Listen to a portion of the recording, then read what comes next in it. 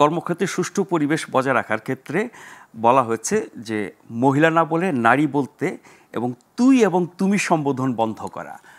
এই তুই তুমি দিয়ে তো আমরা শ্রেণী বৈষম্যটা তৈরি করি, এটা বন্ধ করা আইন করে কতটা সম্ভব? তুই তুমি তো আসলে দুই রকম ব্যবহার আছে, একটা আমাদের আন্তরিকতাপূর্ণ ব্যবহারের মধ্যেও আছে, আর একটা তাচ্ছিল্য প্রদর্শনেরও ব্যবহার আছে। এবং আমরা বেশিরভাগ ক্ষেত্রেই মানে এটা শুধুমাত্র শ্রমিক না, আপনি যে কোনোখানে দেখবেন সোশিয়াল ক্লাসে যিনি নিচে আছেন তাকে আমরা খুব ইজিলি তুমি বলে ফেলতে পারি, তুই বলছি ইনভেরিয়েবলি।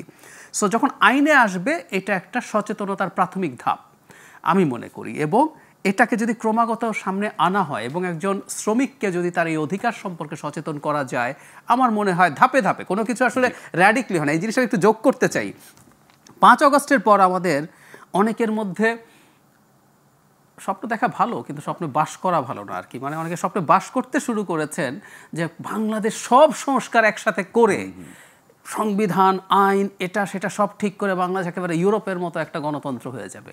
It doesn't happen. এই যাত্রাটা খুব টাফ।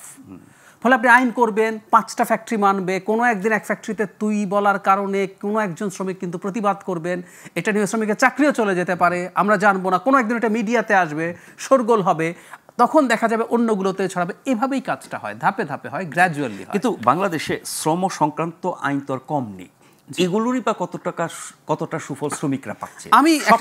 আমি একটা জিনিস খুব সিরিয়াসলি মনে করি, এটা মানে কেউ কেউ বলে যে আমি ইলেকশনকে ওভার এস্টিমেট করি, কিন্তু আই ডু। একটা দেশে যদি পার্টিসিপেটরি ইলেকশন হতে থাকে, মানে গত 15 বছর প্রবলেম কি ছিল? শেখ হাসিনা ক্ষমতায় থাকছেন, শ্রমিকের ভোট তো তার লাগে না, কৃষকের ভোট লাগে না, আপনার আমার ভোট লাগে না, সো ওনারা আপনার আমাকে খুশি করার কোনো প্রয়োজন নাই। যদি ওটা থাকে, ধরুন শ্রমিকরা তাদের এই দাবিগুলো জানাতে থাকলো এবং কোনো দল বারবার বললো আমি কিন্তু তোমার এই দাবিগুলো অ্যাড্রেস করব।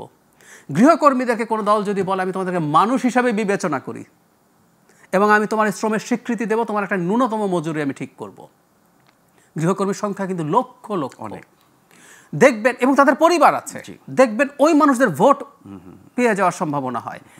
এই কারণে সো আইনে থাকলেই হয় না আসলে, কিন্তু যদি গণতান্ত্রিক ব্যবস্থাটা কাজ করে তাহলে দেখবেন সেগুলো একটা সুফল পাওয়া মানে বেসিকটা কি, আমাদের মানুষ ভালো, মানে রাজনীতিবিদরা আমি বলছি না খারাপ, তারা মানুষ ভালোই চান, কিন্তু সিস্টেমটা হওয়া উচিত যে কেউ ভালো না, আপনার ইচ্ছা না থাকলে আপনি করবেন, কারণ আপনি আমাকে ভয় পান, মানে সিস্টেমটাই বাধ্য করে। মানে সিস্টেম ব্যাপারটা এরকম যে একটা স্বৈরতান্ত্রিক ব্যবস্থায় জনগণ শাসককে ভয় পায়, আর গণতান্ত্রিক ব্যবস্থায় শাসক জনগণকে ভয় পায়।